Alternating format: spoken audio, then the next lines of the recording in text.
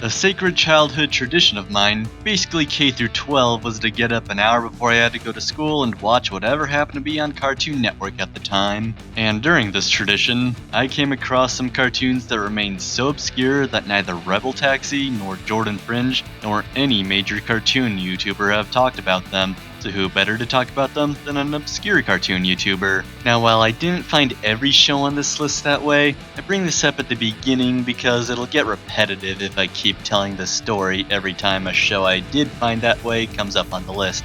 So now let's kick some tires and light some fires.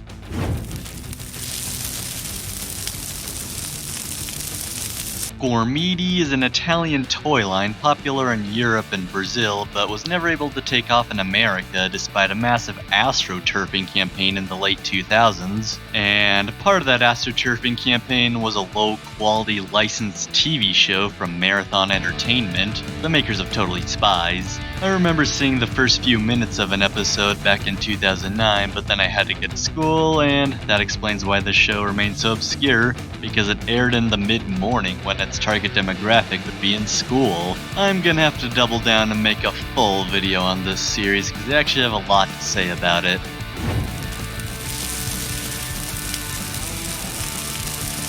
Having watched Cartoon Network every weekday morning from 2001 till about 2013 means I of course lived through Cartoon Network's infamous preschool block Tickle You. I was 11 years old at the time and thus out of the demographic for these shows, but they helped me wake up in the morning so I didn't care. And because none of these shows were Cartoon Network originals, they were all imports from Canada and the UK, they all remained pretty obscure. But the one I want to talk about is called Harry and His Bucket Full of Dinosaurs. This series is actually based on a children's book I had as a kid, where a kid finds a box full of living dinosaur toys in his attic. He decides to keep those toys in a bucket, he loses that bucket at the train station and gets sad, then he gets the bucket back at the Lost and Found and he's happy again. Now you may be wondering how they could possibly turn that premise into a TV series, and the truth is, they don't.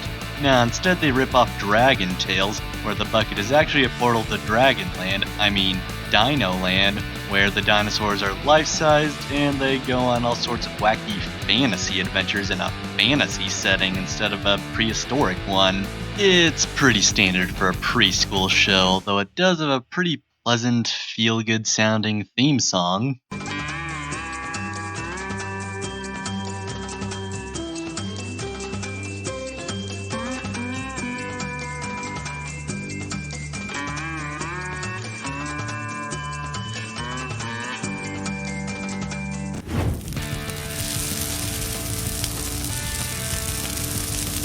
Good old Actually, you know what? This voice isn't gonna work.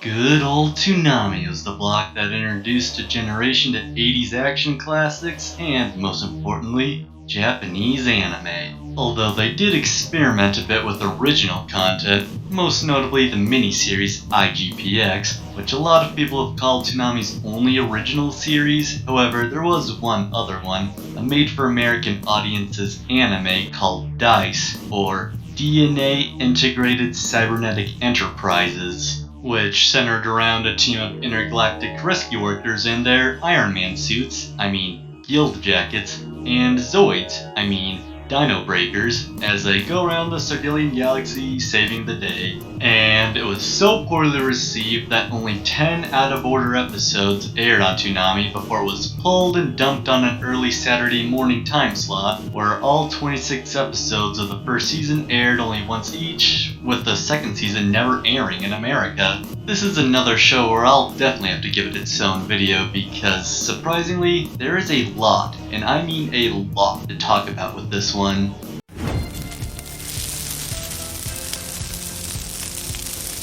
Back in 2002, Cartoon Network came out with a remake of the 80s action classic He-Man and the Masters of the Universe that ran on Toonami from 2002 until 2004. Now, despite the show lasting for 39 episodes and being downright awesome, no one seems to remember or acknowledge the show ever existed, and I have no idea why. The show had everything. Great animation, sharp action scenes, interesting character development, and they even brought back several of the original writers from the original 80s show in order to refine and expand on their ideas in ways that they couldn't in the 80s. I actually highly recommend this show if you can find it, because this is how you remake an 80s action cartoon. Not this, or this, and especially not this.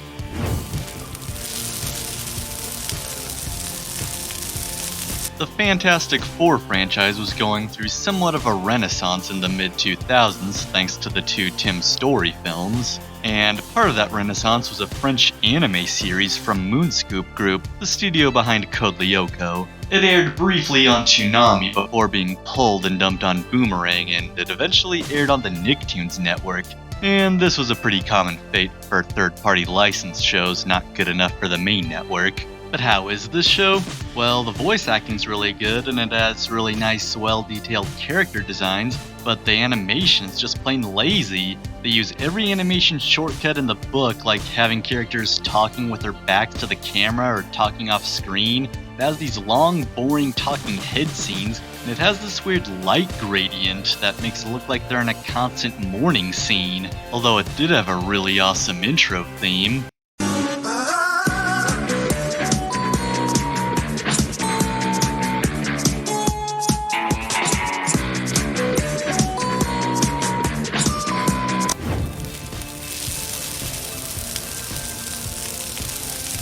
Jonny Quest is a 60s classic that's often regarded as Hanna-Barbera's greatest series, although visually this animation has not aged well, and so it was a no-brainer for Hanna-Barbera to remake it for a new generation with 99.6's The Real Adventures of Jonny Quest. I remember catching snippets of this show way back in preschool, and nobody seems to remember or talk about it since, which is kind of a shame because, at least according to this making of video I found, a lot of effort went into this show. Although, like the stiff limited animation of the original series, this raster-based computer animation has aged quite poorly too. Although neither have aged nearly as bad as these 3D CGI motion capture segments with these hideous heads that were modeled after clay busts.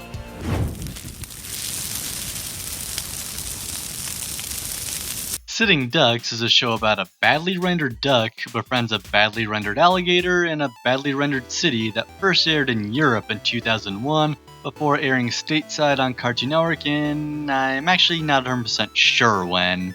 The show's Wikipedia page only gives the year that it premiered in Europe, and the only source I could find that gives a year for when it premiered on Cartoon Network is this obscure Wikia page that said it premiered in 2003, but I could have sworn it was closer to 2005. Regardless of when it aired, I remember Cartoon Network heavily promoting this show for their afternoon lineup, only to quickly dump it on my traditional before-school time slot, where it quickly faded into obscurity, never to be spoken of again.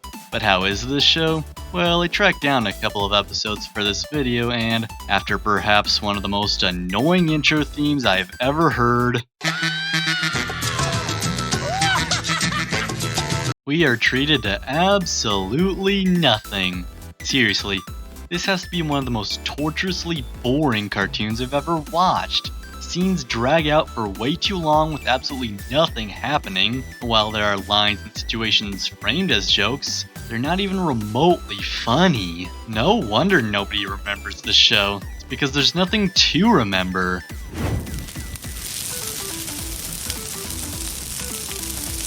And now, before I get to my number one pick, here are some quick honorable mentions. Redakai, another low-quality licensed show from Marathon Entertainment made to sell toys. This time they're pushing perhaps the most poorly designed trading card game I have ever seen.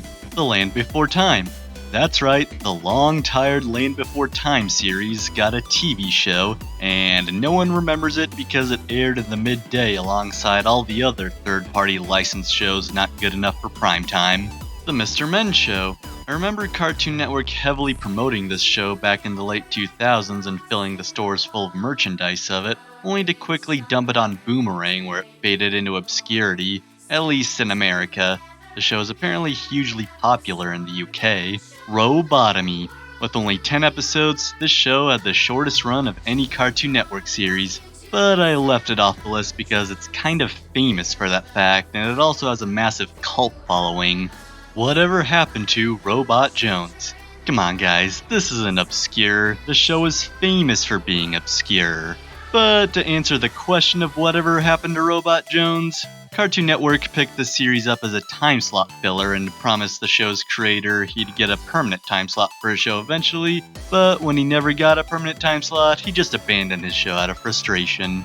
Alright, enough stalling. On to my number one pick for the most obscure, forgotten Cartoon Network show.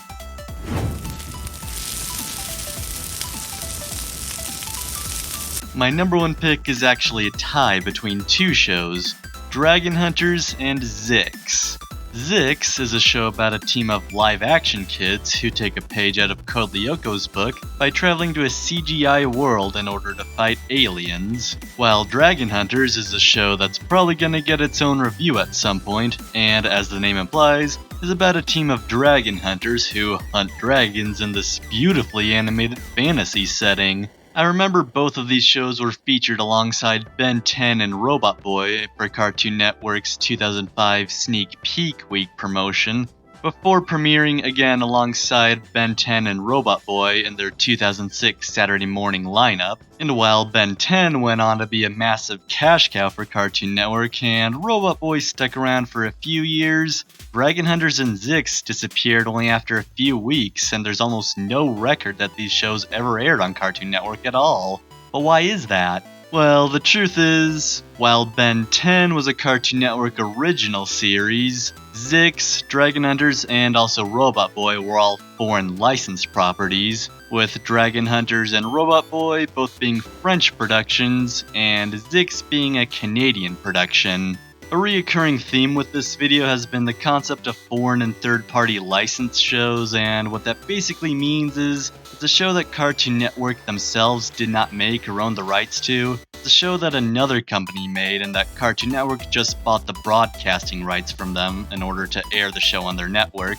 And unlike with an original show like Ben 10, Cartoon Network couldn't sell merchandise or collect syndication fees with any of these shows, thus ratings are the only way they could make money off of them. And if these shows didn't get high ratings, then Cartoon Network has no problem canceling them because it was a relatively small financial investment. Again, unlike with an original series. The likely reason Robot Boy was able to stick around a bit longer was because it was the show that came on right after Ben 10 and was thus able to piggyback off of Ben 10's ratings. I do recall back in the day, after getting up every Saturday morning to catch the latest episode of Ben 10, I'd usually stick around for Robot Boy, and I wanted to watch Dragon Hunters and Zix because they looked interesting, but rip sticking with my friends, mowing the lawn, and breakfast usually got in the way of that.